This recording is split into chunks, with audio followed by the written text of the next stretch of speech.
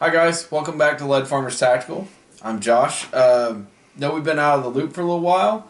I had some family stuff going on. We've had the holidays and everything, but we are back and we're going to be bringing a lot of new videos. Today, we're actually going to be working on a Ruger 1022. We're doing an upgrade to a basically an AR22. And we'll get to that here in just a minute. But before we do, we have a special guest today. Hi guys. Brian. Brian is the other founding member of Lead Farmers Tactical. I told you guys he'd be around eventually, and here he is. I finally showed up. And he did finally show up. He had a lot of family stuff going on too, though, so at this point, you know, I'm just glad that we were able to get him on. He's one of my best friends. Brian is a former security guard. Oh. He trained security for a long time, and he also trains for fun, but also for competition-style training. So if we get into too much competition stuff, he might be one of our good resources. He is learning a lot of the tactical side of things, and he's definitely on board with us when it comes to prepping. He's got a lot of Class 3 goodies that we might get to play with. He's going to be learning precision shooting. I'm going to be teaching him some precision shooting, and he's really good with a handgun and got some pretty good ARs, so we're going to be leaning on him for some knowledge, and hopefully he'll show up in a few more of the videos in the future. Hope to. Well, enough about me. Let's get to the toys. Okay, so the toys. So what we got today, this is a special project for me. This is my dad's Ruger 1022. He had it from when he was a kid. It was made in like the 70s. So it's kind of his first gun. And recently I found it at his house. It was covered in dust and looked really terrible, so I decided I want to fix it up a little bit. So I got it from him, asked him if he minded if I did a few extra mods in addition to cleaning it up. He said no problem. So I took it, and it came almost just like this. It had the wood stock on it. This is the barrel that was originally on it, just the original Ruger Sporter barrel. And had no upgrades done. So what we're going to do is we're going to upgrade this particular rifle. The budget for the project is not a cheap budget. This isn't one of our like low dollar builds, because we're using really good parts for this, but this is going to be about a $1,000 build for the rifle. So as you can see, we've already gone with the Tactical Solutions bull barrel. It's fluted. It also is threaded so that we can come back later and add a suppressor. And it comes with the thread protector. So that was about $250 for this particular barrel. They're an aluminum outer sleeve with a steel barrel through the middle for weight saving, and it's a 16-inch barrel. So this is kind of a high-end barrel. You wouldn't have to go quite this high-end, and as you can see, we're doing a lot of the accents in bright red because my dad is not a gun guy. He's an engineer and a car guy, so we wanted more of a sports car look to it. So that's our first exterior mod. Now, like I said, we've left a lot of things kind of put together like the barrel just because they're a little harder to fit. We'll go over that a little bit later. And we've done a few interior mods. We have an automatic bolt release from Volkorsten, if I'm saying that right. We also have a Tactical Solutions magazine release that extends underneath the trigger guard. We've done some work on the trigger, polished up some sear engagement surfaces, added new springs. The bolt and the charging handle currently are the stock. I do have a charging handle on the way, however it didn't show up in time for the video, so we won't be able to do any review on that. Now, the other Go Faster parts that we're going to be installing in the video too, we have a Nordic Components, and I'm going to spill all the screws everywhere. We have a Nordic Components receiver, which is the same receiver that Ruger uses when they make an AR22. And basically all it does is it fits over the current receiver for the 22, or the 1022, and it's got this nose piece, and it allows you, once you have all this fitted, to fit AR parts. So we got an AR pistol grip, an AR buffer tube, castle nut, the whole nine, and an AR butt stock on the tube, and then you can put on a free float handguard. Now it only works with free float, so if you got a captured handguard system you want, that's not going to work out for us. Now, did the buffer tube come with the kit? No, and we'll go ahead and go over that real quick. So what the kit does come with, comes with the 3-part shell. It comes with the front screws to screw the nose piece on, The four, I think we might have lost one. The four screws to hold the top receiver cover piece on with the Picatinny rail, and a grip screw. So that's all that you're going to get. And then for the rest of the parts, we're going to be using, this is a really inexpensive, off of Amazon, key mod rail. It's from FireTac Sport, which is not a company I'd recommend, but I'll get to a little bit about them here a little bit later. The key mod Picatinny sections that we're using there, bright red, these are all from Strike Industries. And then the grip, the foregrip, the pistol grip, and the buttstock are all Mission First Tactical. And this is the Mission First Tactical Minimalist stock. Mission First Tactical G, I forget what they call it. It's like the G27 pistol grip. And then they're just Mission First Tactical front-mounted foregrip? Foregrip. There we go. Now, what was the street price for the receiver kit? Okay, so the receiver kit came in at about $159.99 off of Midway USA. Mm-hmm. The buttstock, I want to say it was somewhere about $40. Pistol grip was about $20 or $30. The front grip was $18.99. And then obviously we needed the buffer tube, the castle nut, which we can go ahead and see if we can go and pull this off of here. There we go. There we go. So we did need to get the buffer tube, the castle nut, which is this piece right here, and then the receiver plate.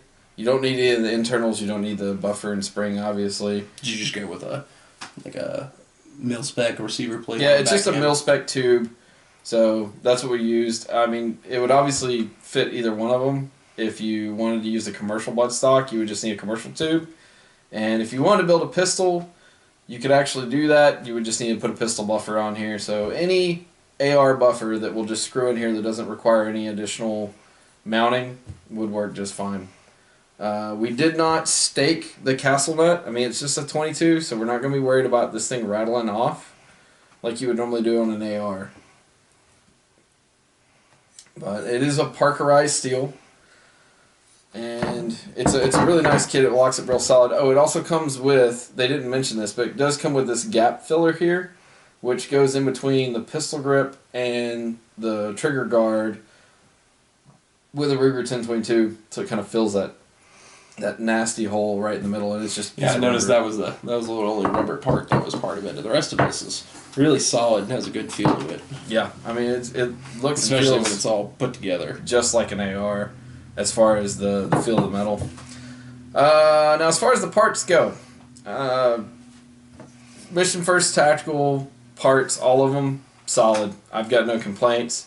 This buttstock is... help keep your costs down. Yeah, I mean, this is a really cheap, simple buttstock. It's really lightweight, but it's exceedingly strong. Like, I thought because it didn't have a connector here, you might have some flex, but this thing is super solid. We did make a little piece of red paracord there to kind of match the color scheme, and so he's got some cordage tie it all in for a survival rifle. The whole point of this build, this is a fun plinker, a good trainer, and this is a possible survival rifle if they needed it.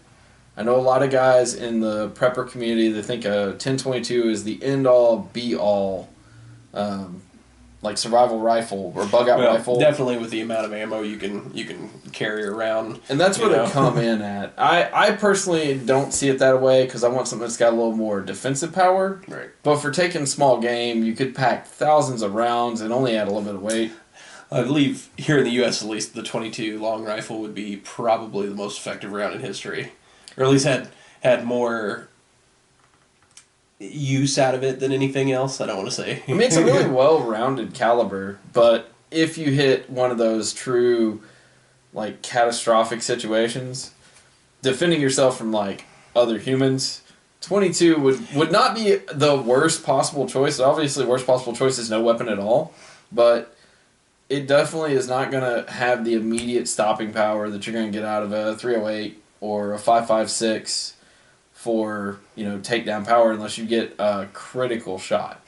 Right, but in a filming a bug out sense, a bug out roll, or just even a simple survivalist roll, like it for the weight savings you're going to get, the reliability issues that aren't going to pop up from a high pressure round cycling, you're going to there's some trade offs and there's some benefits that you can get out of it, and this setup in particular.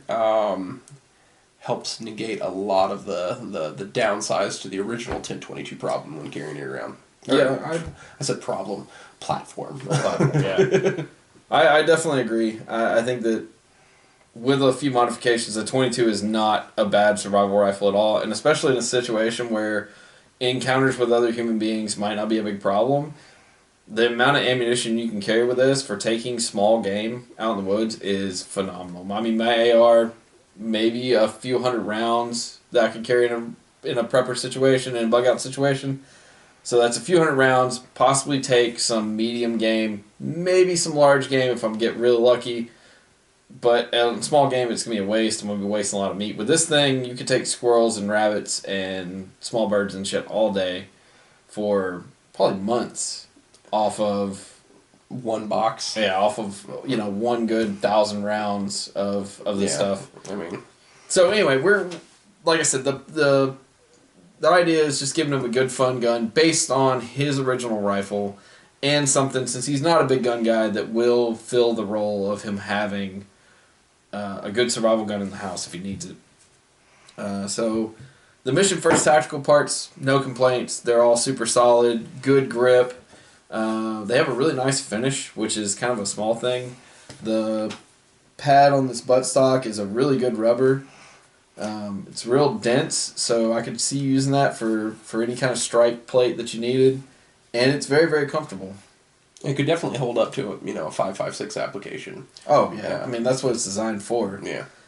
So super solid, no complaints. The mechanism's really simple and locks up really tight. Yeah, if you're looking for some upgrades to a standard Bushmaster platform, then you couldn't really go wrong with the Mission First tactical stuff and still manage to keep your rifle under budget, which would not be a horrible thing to today's economy.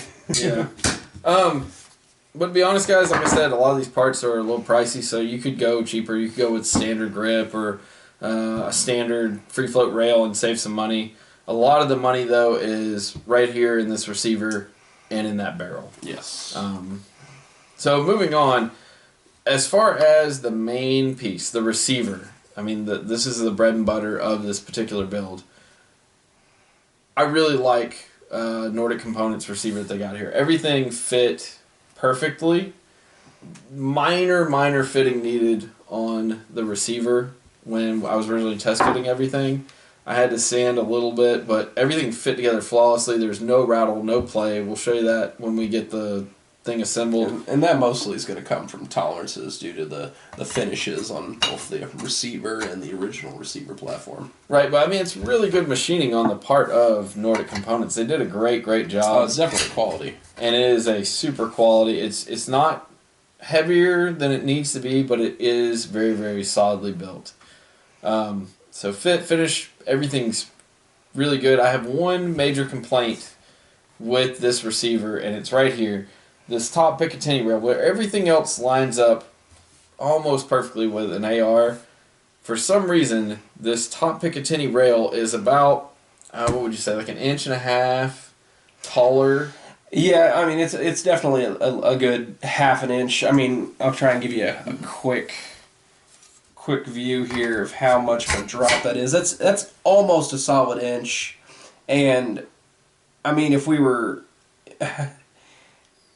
talking about a high-powered rifle for long-range applications, maybe you could see a reason for having that much of an elevation, but for this platform, it's mind-boggling. I would really want to talk to an engineer and find out why.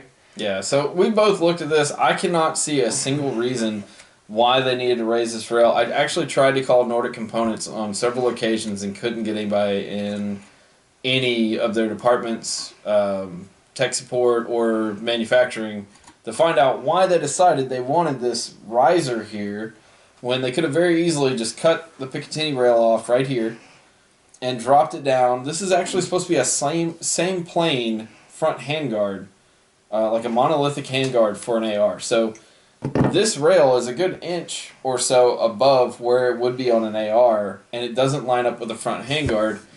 The main problem I have with that is I bought a same plane front handguard simply so that I could mount backup iron sights on the back of the receiver, on the front of the handguard, and with the optic that we got, he would have already made in there backup irons. And I can't do it now. We're having to find another workaround. Apparently, Nordic Components makes a barrel band that puts your front Picatinny rail at the same height as this. So the only options I can really see is they either did it for the purpose of greed, so that they could sell more proprietary stuff, which I find kind of offensive, or just sheer stupidity in knowing that they could just drop the... I wonder if the mindset was having your buffer tube and buttstock in a straight line in with the receiver, which if this wasn't a 22 platform, I'd be like, oh, okay. Having your forces drive straight back is going to be preferable, but the problem with that is, being a 22, it's unnecessary. You could just drop down the buffer tube attachment point, and then it's just... I mean, that doesn't make any sense for the sights. It doesn't I don't see at all. any purpose I for do this. have a suggestion, though. If you do want backup sights, fortunately, I mean, being a key mod and the shape of it all, some 45-degree offsets would be fine. I mean, even then, where are you going to put your 45-degree offset on the back? No. Oh, you want to put them both on. I mean, you've got plenty of rail state on this rail. I would put them both up front. That's possible. Very, very, very possible. My dad not being a big gun guy, though, I think we might stick with... I really want to stick with more traditional sighting. So I get that. I mean, it's not much to cant a rifle, and that's something that's... I mean, I imagine everyone could figure out fairly easily. So, that one major complaint aside, which I hope somebody from Nordic Components sees this video, that one major complaint aside, everything else about this receiver is the top-notch, the best AR22 receiver I've seen. I mean, I've seen the Archangel. Okay. That's. I mean, it's not garbage. You can make them work, but they are completely plastic, and they do take a lot of fitting if you're gonna make them fit. And if you are gonna pay essentially the price for another 1022, at least get something worth the cost of another 1022. Well, like I said, the Archangel stock works if people put the work into it. This one is much more of a drop-in affair. It is all metal. And the Archangel stock costs as much as this receiver kit. You're right, and you get all the little accessories and stuff with it. Whereas this receiver kit, you're going to spend at least half over, if not twice as much as the receiver kit, just putting parts on it. Right. So, I paid good money because I wanted my dad to have a good product. The Archangel kit, I have seen them work, but they are not as high quality. And then there's a few others.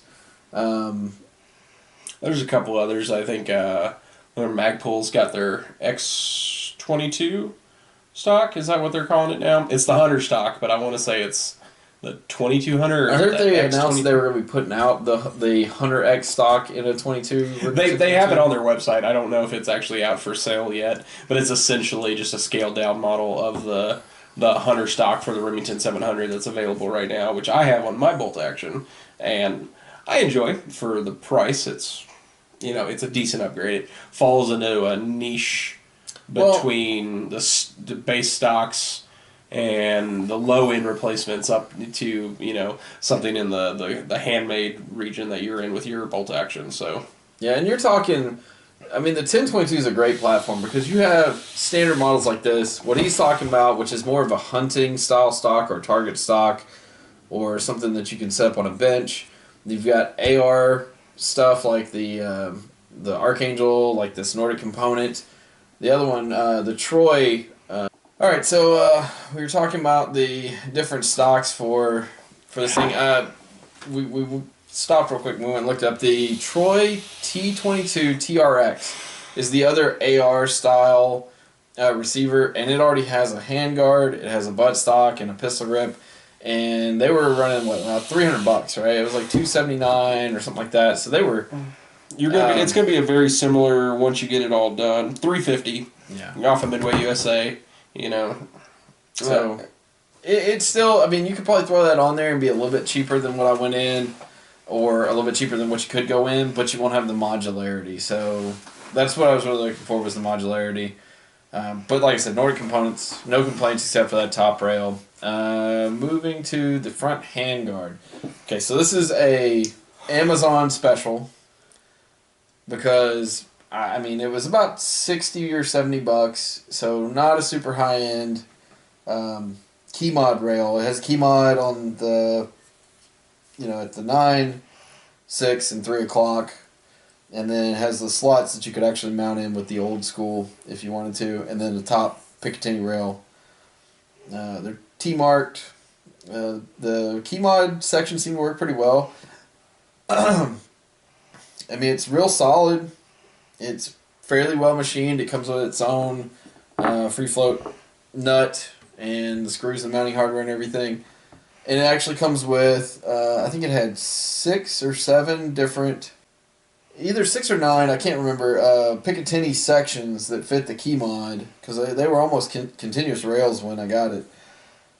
However, I would highly recommend staying away from Fire Sport Tactical on Amazon for the simple fact that I believe they are Chinese-made parts, so they are kind of, designed for airsoft or 22 application. But also, when I originally bought this front handguard, it took them a while to send it. When I did get it, the first one I received was not key mod. It wasn't even M-lock. It was some proprietary, just basically screwed to the rail thing that was modular. So I sent them a message. I said, hey, this particular handguard you sent me is not key mod, so can you guys tell me what we need to do to fix this before I have to file like an Amazon claim? Because I try to be cool with online sellers. I know they're busy and most of them aren't big corporations. They're just a guy out of his basement or something. So I emailed them, and basically the first response I got back was, description says specifically it's not key mod, which was absolutely not right at all. The description said it was key mod, the picture was key mod, the title said key mod, everything was key mod. So I emailed them back, and they said, well, we'll knock $6 off your order. And I said, no, obviously that's not cool either. $6 when I thought I was getting key mod and I paid you $60. And knock 10% off. I don't think so. We need to see if I can get this fixed. Either I need a refund or I need the right product. So eventually I got back a very strongly worded email that basically told me, fine, pack it up, send it back to us, and then once we receive it, we'll send you another handguard that is the right thing. Which is, if anybody here has ever heard of this thing called Amazon, a lot of the Amazon sellers have followed Amazon on this path of, we'll send you another product, you send the right or the wrong product or whatever you receive first back, and then if we don't receive it, we'll charge you again. If we do receive it, then, it's all good, it's just an exchange. So this is a little weird for Amazon purposes, so I sent it back. I didn't hear anything for a little while, so I said, hey, can you go ahead and make sure that you guys ship this, because I need it pretty soon. It's for my dad's birthday. And eventually they got me the right thing, but it was kind of a hassle, and with the way that they responded to it at first, like it was obviously not their fault that it wasn't key mod, I wouldn't recommend going that route. You can get a lot better basic proprietary key mod rails for the same price somewhere else. And it is definitely one of the lessons you learn buying online sometimes is despite the especially in a platform where you can try and save money a little bit, despite the desire to try and shave some dollars off your build, sometimes it's just best to go with some reputable companies. There's definitely a few out there that you're not going to get. You're going to get what you ordered, and you're not going to get crap. And it's just one of those things. Live and learn with some knockoff brands. You're rolling the dice, and we definitely had the dealer hit blackjack on you on this one. Yeah, but it worked out in the end. Just some unnecessary hassle. Yeah, everything that I bought from Midway USA came in on time or early, and so if you guys really want to build this and you're not real well versed with perusing the internet and you want a good place to buy, midwayusa.com. Great prices, great selection. Yeah, pretty much every single component you can get through Midway, right? Oh yeah, absolutely. You could buy anything that was a name brand, unlike the Fire Attack Sport, which is kind of a knockoff brand, but you could buy anything name brand. And I want to say probably 90% of the parts here came from Midway USA. About the only thing that didn't was the Strike Industries front Picatinny rails in the red, and the charging handle that's coming, which has not made it here, and obviously. Who was the charging handle from? The charging handle's from a smaller company. It's called On Tactical. It comes with a 1-inch. It's also going to be red anodized 1-inch charging handle, and then a replaceable spring system where they got 3 grades. You can get a soft spring, medium, and a hard, and they all come together. Right. And I never have anything against ordering straight from the company who makes the product, because generally 9 times out of 10 that'll work out well. Sometimes you have back order issues, especially with some of these smaller companies, but that's just, when there's only one dealer for a particular product, sometimes that's the way you have to go. Gosh, I definitely waited long enough for a few things I've ordered from smaller companies. Oh, yeah. So, I mean, that's pretty much the whole shebang here, and I gotta say, I think I said earlier that this was from Tactical Solutions. I was wrong. This is a Power Customs extended charging handle, so sorry about that. This is Power Customs, and a lot of the internals are Power Customs or Volkorsons. Volkorson, yeah, it's fun to say. It's interesting, though, that 3 different companies, 3 very similar anodized colors.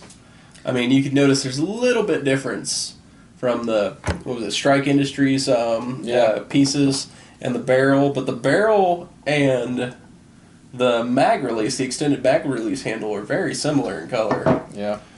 Yeah, they all came out pretty good, so I'm really happy with how the build turned out. So real quick, we'll go ahead and install the whole receiver and the whole setup and everything. So, like I said, guys, what we did first was I installed all the internals. Some of them were straight drop-in. Some stuff required a little bit of gunsmithing. You had to just clean up an edge here or there. But for the most part, if you've got, I'd say, mild to intermediate experience with firearm disassembly maintenance, you can make it work. Nothing here was a big deal. The barrel fitting is probably the most touchy part of the whole scenario. When you get a barrel from Tactical Solutions, they are specifically slightly oversized. You're going to have to sand down the whole chamber breech area until you got a good snug slip fit into the receiver. But you want to have it loose enough that you can turn it by hand, because you're going to have to line up. There's a cut in there for the extractor. You have to make sure that extractor cut is lined up with the bolt. So it takes a little bit of fitting. If you guys need help with that, maybe I'll do a video in the future, or you can find some online with installing a Ruger 1022 barrel. So we're going to go ahead. Let's go ahead and pull this out of here, and I'll show you guys the only other couple of caveats to this whole build. So there's one screw for the Ruger 1022 stock, and that is right here at the bottom. Once we pull this out of there, you will have to recover the actual stock or action screw and keep that for this. It does not come with this whole kit. Alright, so what we got here is our barreled action for this Ruger 1022. Like I said, we added the extended mag release. We added a automatic bolt release, so if the bolt is locked to the rear, if you press it in and you do lock it to the rear, for any reason, all you have to do is come up and pull on it and it'll automatically go forward. So and that's opposed to the standard 1022, which will stay locked back until you put a loaded magazine or remove the magazine, right? Or if you rock the standard, what do you call it, mag lock or the bolt lock here out of the way. Oh, right. If you pull the bolt back, you rock that out of the way, it'll let it go forward. But it is a little bit more of a painful procedure where this one you can just pull on it. It'll having a nice little tab there makes it easier. Yeah. We replaced the standard V block for the barrel with a stainless steel. This is a Ruger. This is not another company. This is Ruger's adjustable V block. And the cool thing about the adjustable V block is when you take a normal V block and you screw the barrel down and you just snug it up. You don't want to over tighten these. You just snug them up. The barrel is going to cant down just a little bit. Okay. So to line the barrel back up straight, what Ruger's done is you basically screw these down until it's a little bit snug. You back them off just a touch, and then there's a set screw right here in the bottom. You screw that set screw in until it pushes the barrel back up, back it out until it's even, and then leave it touching the barrel where the barrel even. Screw it down. Barrel's dead center aligned with the receiver, so you don't have to worry about barrel sag or any barrel lift with the whole thing installed. So it's takes maybe an extra 2 minutes, and make sure your barrel's real perfectly aligned, which can be really important if you get a real slim handguard with a real heavy bore barrel like this one is, one of the bull barrels. So we've pulled the receiver out, and we've already got the aftermarket barrel installed. We've got the V-block and all the internal parts.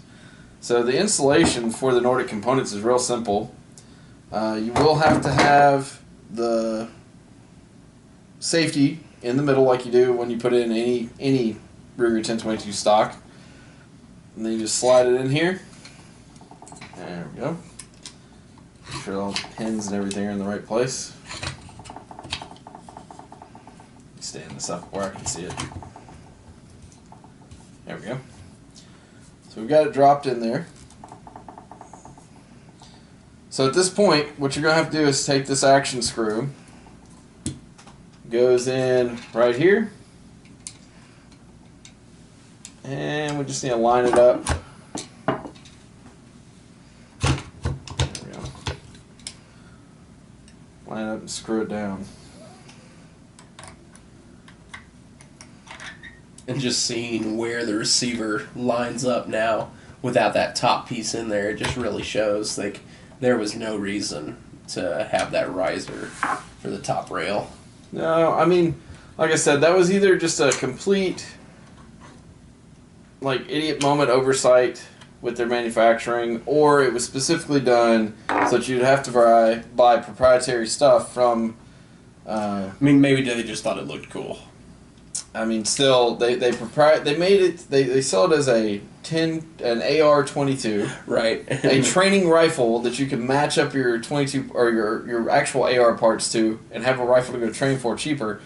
And then they screw up one of the major things, which is where you put your sights and your optics. So that's really frustrating. So at this point, you can do this before or after you drop the receiver in. I like to do it after I put the receiver into the lower receiver, just because you don't have to try and hold it there. It'll just kind of sit.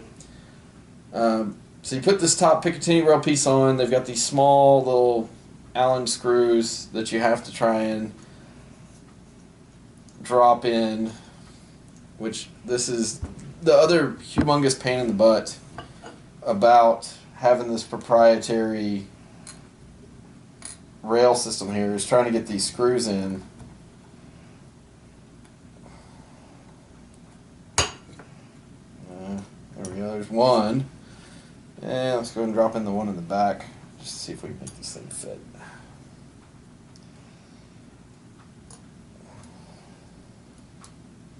Alright, so we got two of them in. Let me go ahead and select my... these are actually Torx screws. So instead of an Allen wrench, they're going to take a little Torx bit wrench, and you'll have to just slide it back and forth until the screws kind of drop into where the sight base goes. And then you screw straight in. Now the sight base screws do go all the way through the receiver, so be careful you don't screw it down too tight, or you will end up obstructing the bolt channel. Let's get that front one down, and once we got them cinched up here,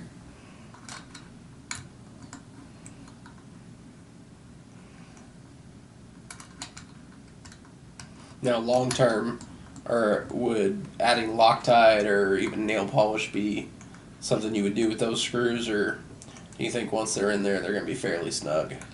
Well, we may come back during final assembly and use a little bit of blue Loctite.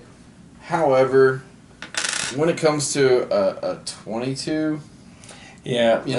worrying about vibrations walking out a lot of screws is not really a huge concern.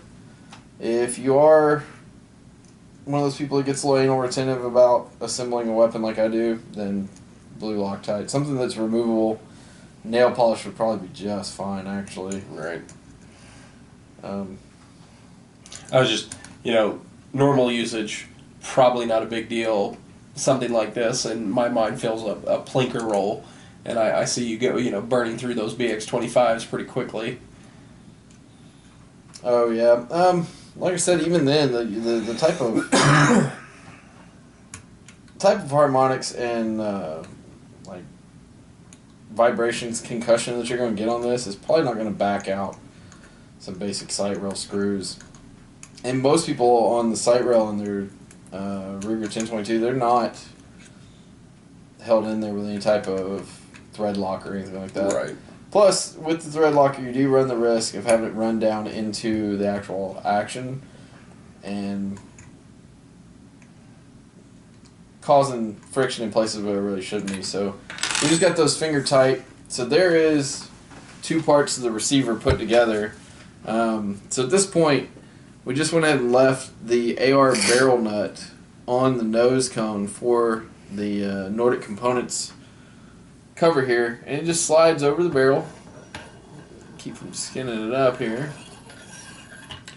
And once you get it down, it may take a little bit of pressure just to kind of slip fit it because they are a very tight tolerance here. And then right on the front, there's these two fairly large size cap screws. They're Allen screws. And we're just going to take these and thread them down in. They thread in very similar to the V-block screws, just a little bit wider. Let's see if we can...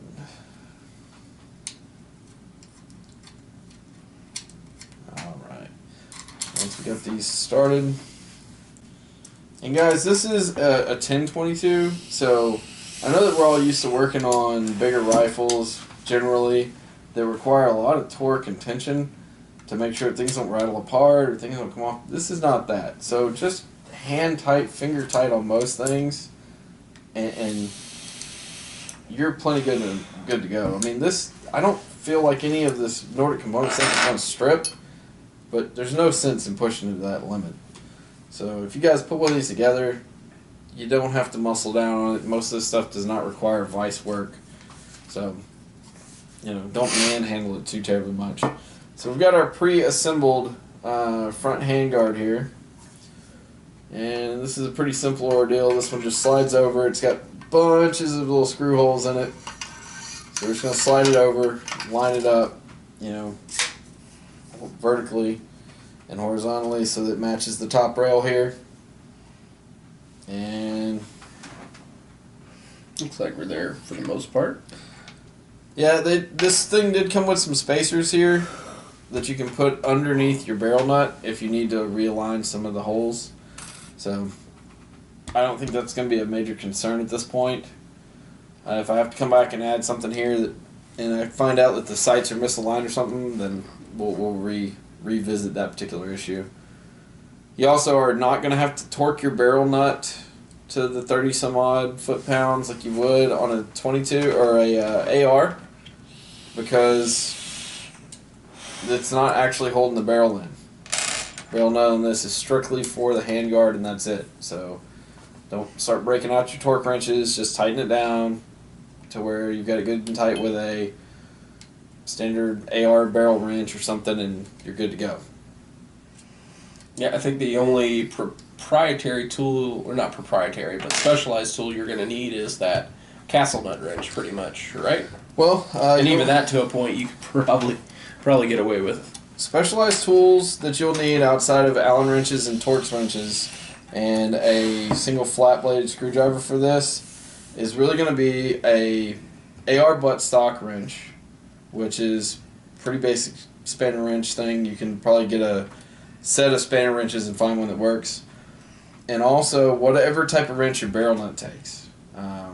Right. So you will either need an AR armorer's wrench, or if you have, like this, a free-floated handguard system that does not use the standard AR armorer's wrench style spanner, you'll need, either their proprietary tightening system or box wrenches, or whatever the case may be.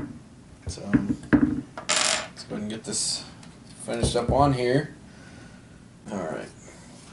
So there is the basic rifle completed off, flat topped off, and for the finishing piece, I really had kind of run into, I'd budgeted for this much, so I got with the rest of my family. They really wanted to help out. So we also are adding a Vortex Spark red dot sight to this. It's a really good, low profile, lightweight red dot. It comes with a tri-mounting system, so there are 3 separate height blocks that you can mount to this for mounting.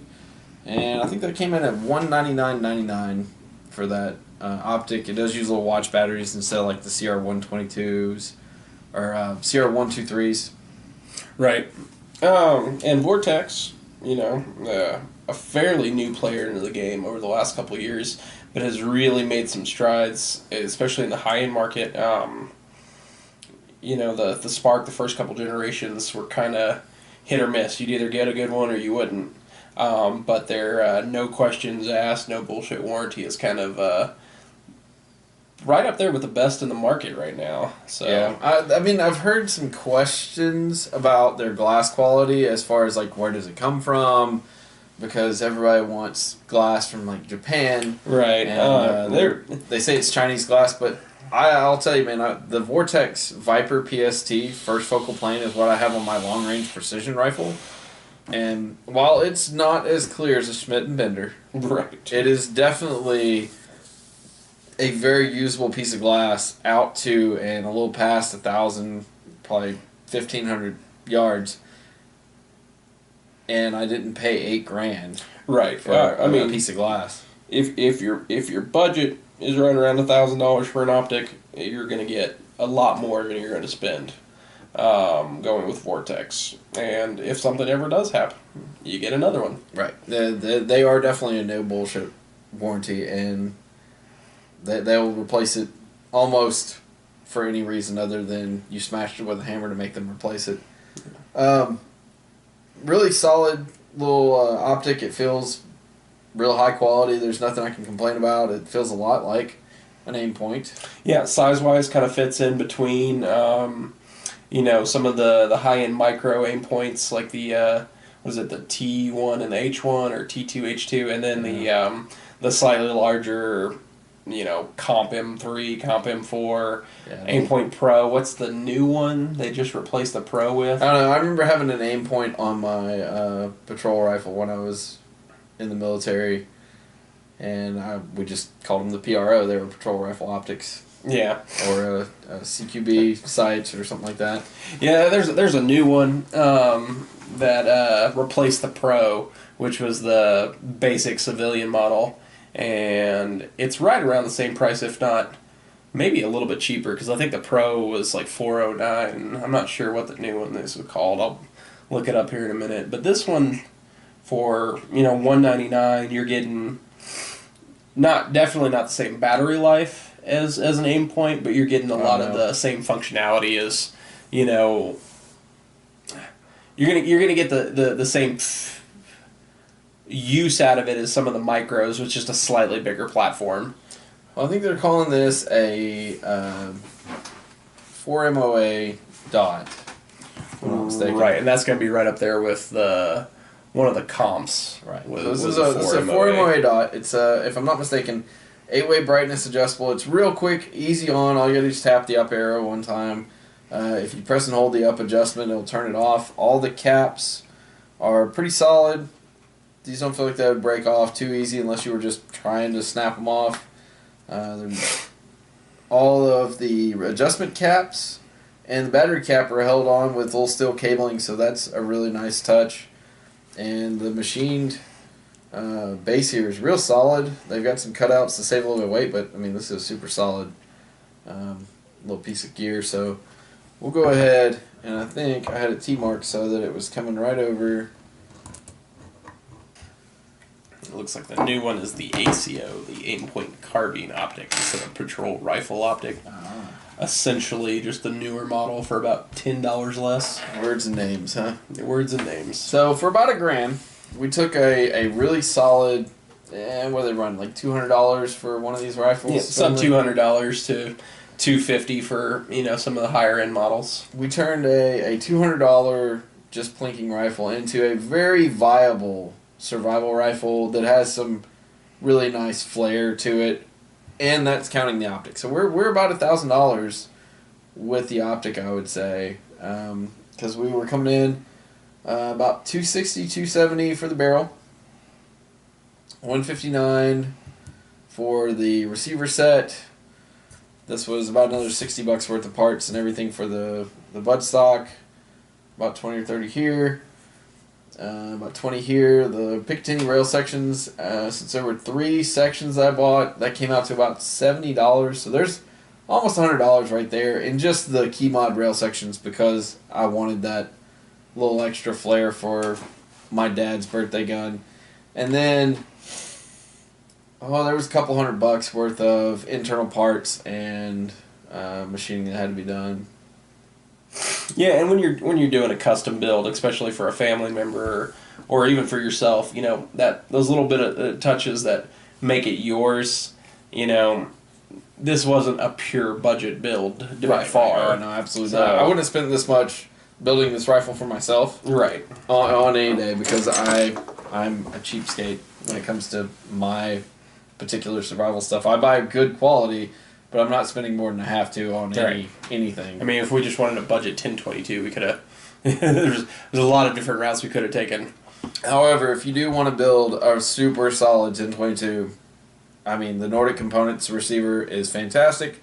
Mission First Tactical, good, lightweight, solid, super solid gear.